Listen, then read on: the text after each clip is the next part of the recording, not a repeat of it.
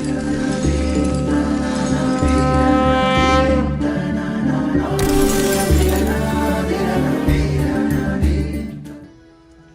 શ્રી સ્વામિનારાયણ.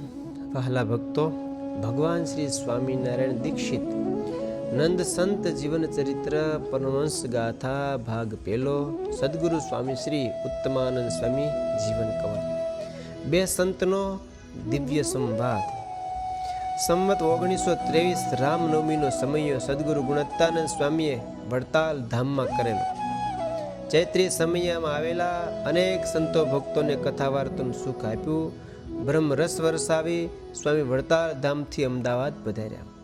કાલુપુર શ્રી સ્વામિનારાયણ મંદિરમાં ઉતારો કર્યો. તે સમયે આચાર્ય શ્રી તથા અમદાવાદના સંતોએ સ્વામીની ખૂબ આગતા સ્વાગતા કરી. બીજા દિવસે અમદાવાદ કાલુપુર મંદિરમાં ચોકમાં વિશાળ સભા કરી છે. અનેક મોટા મોટા સંતો પણ ઉપસ્થિત થયા. બદ્રીનાથ નંદ સ્વામી, ગુરુચરણ રતાનંદ સ્વામી, પ્રસાદાનંદ સ્વામી, ઉત્તમાનંદ સ્વામી, સદગુરુ નિર્ગુણદાસજી સ્વામી, વૃંદાવનદાસજી સ્વામી, બ્રજ વલ્લભદાસજી સ્વામી, મુરલી મનોહરદાસજી સ્વામી, ત્યાગ વલ્લભદાસજી સ્વામી વગેરે વગેરે સંતો સભામાં પહેલી હરોળમાં બેઠેલા હતા. આચાર્ય મહારાજ પણ પોતાની પાટ ઉપર આવીને બિરાજમાન થયા હતા. બાજુમાં જ એક સુંદર ખુરશી નખાવી તેના ઉપર સદગુરુ ગુણત્તાનંદ સ્વામીને બેસવાને આગ્રહ કર્યો અને બેસાડ્યા.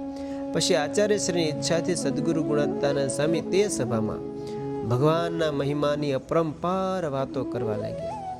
ગુણત્તાનંદ સ્વામીએ કહ્યું કે ભગવાન સ્વામિનારાયણ તો સર્વ અવતારના અવતારી, સર્વ કારણના કારણ પુરુષોત્તમ નારાયણ છે. તેમનો આ રીતે મહિમા સમજાય તો છતે દેહ અક્ષરધામનો આનંદ મળે. આ રીતે ગુણત્તાનંદ સ્વામીએ સભાની અંદર ખૂબ સર્વોપરીપણાની વાતો કરી. તે સમયે સદગુરુ ઉત્તમાનંદ સ્વામી સભામાં ઊભા થયા અને કહ્યું કે સ્વામી, તમે ભગવાન સ્વામિનારાયણને સર્વોપરી કહો છો, એ બહુ આનંદની વાત છે, પણ આ વાત બધે શાસ્ત્રમાં મળતી આવતી નથી. તે સાંભળીને સદગુરુ ગુણત્તાનંદ સ્વામી કહે, ઉત્તમાનંદ સ્વામી, તમે મારી વાત સાંભળો. અમારે મથુરાના બ્રાહ્મણોની જેમ કે 88,000 ઋષિઓની જેવી સમજણ જોઈતી નથી. મથુરાના બ્રાહ્મણો અને ઋષિઓએ શાસ્ત્રોને આગળ રાખ્યા તો પ્રત્યક્ષ ભગવાન હતા તો ઓળખી નહોતા શીખ્યા. અને ભગવાનને માટે જ્યારે જમવાનું માગ્યું તો આપી શક્યા નહોતા. અને ઋષિ પત્નીઓ ભલે અભણ હતી, ગોપીઓ જેવી ભલે અભણ હતી, પણ ભગવાનને ઓળખી ભગવાનની સેવા કરી રાજી કરી શક્યા.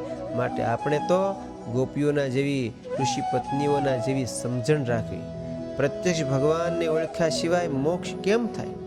અંતરમાં ખુમારી પણ આવે નહીં. ગોપીઓને અને ઋષિ પત્નીઓને જેમ કોઈ શાસ્ત્રના વચન આડા આવ્યા જ નહીં, તેમ આપણે પણ ભગવાન સ્વામિનારાયણનો મહિમા ગાવામાં કોઈ કહેતા કાંઈ આડું આવે નહીં. કેમ છે? અમને તો અમારા ઈષ્ટદેવ ભગવાન સ્વામિનારાયણ કાનમાં કીધું છે. અમે પુરુષોત્તમ નારાયણ છીએ.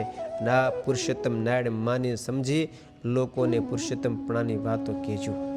માટે હું તો કહીશ, ભગવાન પુરુષોત્તમ નારાયણ અક્ષરધામના માલિક છે. શાસ્ત્રો આજે પણ જેને પ્રગટ ભગવાનને ઓળખી તેમનો આશરો કર્યો એના જ ગુણગાન ગાય છે. માટે ભગવાન હોય ત્યારે સાધનો અને શાસ્ત્રોને બહુ ધ્યાનમાં નહીં રાખી મોટા પુરુષ શું સમજે છે, મોટા પુરુષનો શું અનુભવ છે, એ શું કહે છે, એ કેમ સમજે છે, એમ સમજવાનો આગ્રહ રાખવો. અને તો વચનમાં રહેવાય, નહીતર પાછળથી પસ્તાવો થાય. પરોક્ષ શાસ્ત્રની પ્રતીતિથી વિદ્વાન બ્રાહ્મણોને મોક્ષ માર્ગમાં વિઘ્ન થયા એવું કહેવા માગતો નથી, પરંતુ આપણને જે ભગવાન પુરુષોત્તમ નારાયણ મળ્યા છે ને, એ સર્વોપરી ભગવાન છે. માટે એને એવા સમજીને એનું ભજન પૂજન યજન આદિ કરવું જોઈએ. મહારાજ ફરી પાછા નહીં આવે, કારણ કે એકવાર આવ્યા છે. યોગીરાજ ગોપાળાનંદ સ્વામી, વ્યાસ સ્વરૂપ શ્રી નિત્યાનંદ સ્વામી, વૈરાગ મૂર્તિ શ્રી નિષ્કળાનંદ સ્વામી, મહાસમર્થ વિધાત્રાનંદ સ્વામી વગેરે પરમહંસો ભગવાન સ્વામિનારાયણ કેવા સમજતા હતા? સર્વોપરી જાણતા હતા, સર્વના કારણ માનતા હતા. એમ પ્રત્યક્ષ ભગવાનનું વારંવાર પ્રતિપાદન કર્યું છે. માટે અનુભવેલી પુરુષોના વચનમાં શ્રદ્ધ વિશ્વાસ રાખી આપણે આપણું જીવન જીવશું તો સહેજે સહેજે કલ્યાણ થશે. આવો ભગવાનનો મહિમા સમજવાથી જ આપણા એકાંતિક ધર્મની દ્રઢતા થશે. ધર્મજ્ઞાન વૈરાગ્ય મહિમા યુક્ત ભગવાનની ભક્તિ જાગશે. મહિમા નહીં હોય તો કેમ તમે એને પામશો? બહુ શેટું થઈ જાય. આ રીતે ગુણાતીતાનંદ સ્વામીએ અમદાવાદ મંદિરના સભા મંડપમાં ખૂબ નિધડકપણે નિષ્કપટપણે પુરુષોત્તમ નારાયણની વાતો કરી. એ સમયે સદગુરુ ઉત્તમાનંદ સ્વામીને થયું કે આ રીતે સ્વામિનારાયણ ભગવાનની અને મહિમાની વાતો કરતા કદાચ કોઈને ખોટું લાગે અને તે સ્વામીનો અપમાન કરશે તો. તેથી તેમણે ઊભા થઈને હાથ જોડીને કહ્યું, હા સ્વામી, હા, આપની વૃદ્ધ અવસ્થા છે, હવે જમવાનું ટાણું થયું છે, માટે સભા પૂરી કરી. જ્યારે ઉત્તમાનંદ સ્વામીએ આમ કીધું ત્યારે આચાર્ય પ્રવર શ્રી કેશવ પ્રસાદજી મહારાજ કહે, સ્વામી, આવા ભગવાન સ્વામિનારાયણની મહિમાની વાતો સાંભળવા અને સંભળાવવા અમારા અંતરમાં બહુ આગ્રહ રહેશે અને સાંભળતા અમારા અંતરમાં શાંતિ શાંતિ થાય છે. માટે અત્યારે ગુણાતીતાનંદ સ્વામીને વરસવા દો. આ વાતો તો અંતરની શાંતિનું ઔષધ બને છે. આ રીતે અમદાવાદમાં ગુણાતીતાનંદ સ્વામી અને ઉત્તમાનંદ સ્વામીનો એક દિવ્ય સંવાદ 1923ની સાલમાં અને વધ પક્ષમાં લખાયેલો છે, ચૈત્ર મહિનામાં. જોકે કોઈ નાના મોટા કહેવા નથી, પણ આ વાત ઉપર હવનું ધ્યાન લક્ષ જાય એટલા માટે આ પ્રસંગ લખાણો છે.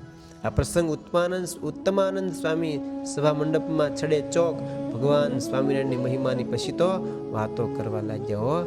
અને જેમ મહારાજશ્રી પણ રાજી થયા અને તમામ સંતો અને હરિભક્તો ખૂબ ખૂબ રાજી થયા. અને મહારાજની મૂર્તિમાં અખંડ પોતાની વૃત્તિને એકાકાર કરી ભગવાનના સ્વરૂપમાં પોતે તદકાર રહેવા લાગ્યા. આ રીતે ભગવાનનો મહિમા સમજી ભગવાનના સ્વરૂપમાં ગુલતાન બનેલા આ પ્યારા પ્યારા સંત પરમહંસના ચરણોમાં લાખો લાખો વંદન હો. સહજાનંદ સ્વામી મહારાજની જય.